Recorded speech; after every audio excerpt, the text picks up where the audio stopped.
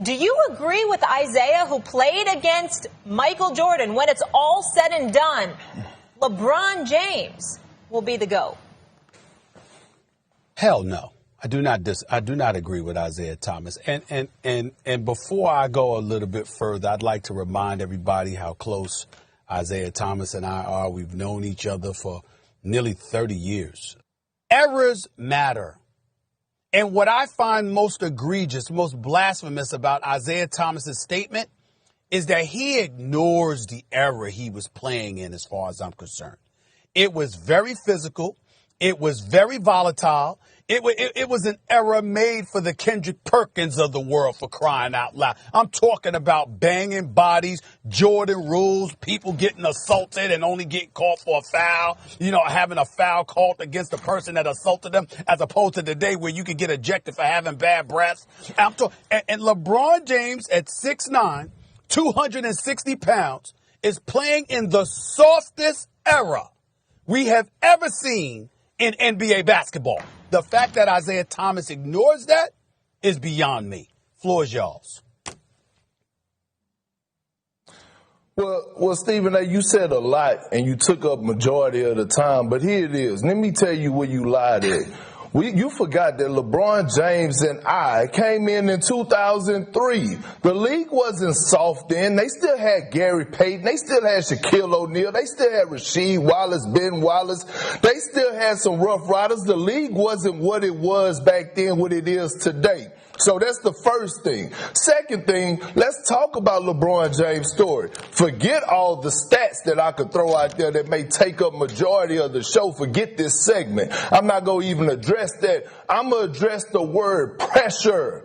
No athlete in the history, not just in basketball, but in history of sports, have had the pressure that LeBron James has had since the age of 16. I keep telling people that when he was in high school, when they labeled him the chosen one, people in the NBA, they got evidence, were waiting and hating on this man, saying he's not going to do this in the league. And he did it in the league. Make it easier for today's NBA players to have a voice and speak out on social issues. Well, I think a lot of people blazed the trail for guys to come out today and to speak their feelings about how they feel. I mean, Kareem Abdul-Jabbar, a lot of other players, Bill Russell spoke out, a lot of Jim Brown spoke out. I don't think it's just Jordan that, eased the road for guys to come out and speak today. Do I think that Jordan had a pretty big role in that? Yes, I do. And actually, I come on the show today with a lot of appreciation for Michael Jordan for opening that door. I think that the lack of willingness of Michael Jordan at that time, and Molly, I don't know were some of the things that kind of prohibited Michael Jordan from speaking out on those type of issues back then. Things were different back then. That's not typical of what athletes did. But the lack of willingness for him to speak out, I think, did allow a next generation to see those things and to have more willingness to speak out about those things. And that brings me to this ultimate conversation. And this is personally how I feel. This is subjective, and other people are allowed to feel whatever way they want to feel. When we consider the greatest of all time, this is why I think LeBron James is the greatest of all time. I think that the lack of willingness of Michael Jordan to speak out brings me to the ultimate conclusion that LeBron James, putting his career in jeopardy to speak out about things that he feels are personally relevant to him and about where we are. And I do feel like LeBron James has had some mishaps. He's had some missteps. But ultimately, you feel like he is on the path. And once again, this is subjective, and this can cause people to be divided. I understand that. And Michael Jordan didn't divide people at that time as far as it relates to political things. But I do like the fact that LeBron stands up and speaks out on the injustices that are happening in the world. And when I look at guys, when we talk about greatest of all time, I think about Muhammad Ali, I think about guys like Jim Brown, and I think about guys like LeBron James. Was Michael Jordan maybe the greatest basketball player skill set that we've ever seen? Yes. Yes. And championships? Yes. But ultimately, when I talk about the greatest of all time, it's about, are you transcending and standing for something bigger than yourself? Bigger than yourself, bigger than your sport. for things that are happening in our world. And for that being the theme, LeBron James is the greatest of all time. In that regard, he is. Did you see the Eagles last night? They were an absolute mess. We all know this. We all know this. Is it time to clean house in the city of brotherly love? That's a legitimate question. Oh, by the way, another postponement. Turns out we ain't going to have the Steelers and Ravens tonight. That's been pushed back again. We're going to talk about that as well. And, of course, there's so much more to get into. I mean, where do you want me to go? What do y'all want me to bring up next? I don't know. I have no clue. We'll figure it out. First takes in the house. You never know with me. Right now, we're still in the hunt. We have a lot to play for right now. Locked in, championship focus. Russ to throw for it, and it is caught. Touchdown. Try it on the ground. Chris Carson trying to stay on his feet, and he'll get there. This is why Pete Carroll was so excited to get him back. Wentz throwing, and it is caught for the touchdown. Dallas Goedert. Fourth down upcoming. Got to kick a field goal here. Wentz throwing, and there's the interception. Quandre Diggs. Fly, Seahawks, fly in the Philadelphia end zone.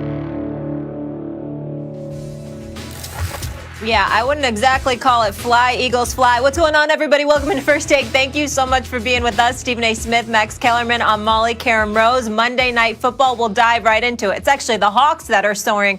The Eagles have fallen. Carson Wentz has now had 15 interceptions. He's taken 45 sacks thus far this season. Something like that hasn't happened since the 80s. Max, I'll start with you. They have just... Oh, go ahead. I just want to say, Molly, I can't start off the show without highlighting the blue is looking very, very lovely. Max Kellerman, the tie, the dapping, all of that stuff. But you might want to move the tie a little bit to your right. Just a little bit, Max Kellerman, to your right-hand side. I'm sorry, just a little. To my right, like center. this, you mean, right? To your right. Just a little bit over. Just Yes. There we go. I got you. Well, thank Now you. we're ready on to go. point. We ready to Dotting go. our I'm just I's, here for crossing y'all. our T's. I'm just trying to be here for y'all. Appreciate I'm just trying to be you. here for y'all. You know, That's not all. a Windsor, so it's a little asymmetrical. All right, let's go. Let's go. Philly guys, just 3 wins. Max, tell me this. Do you think the Eagles need to just clean house at this point? Oh, yeah, there's no other. I mean, like, look, I'm the one. Yes, the answer is yes. I'm the one coming out always and killing Carson Wentz because I noticed since last year when everyone was saying how great he was playing, he was regressing badly. That's continued now till no one can deny it anymore. But, yes, it's not just Wentz. Peterson going for it down 11 on 4th down. And you know me, I'm like all for going for it on 4th down. But situational football, your offense can't do anything. Make it a 1-score game.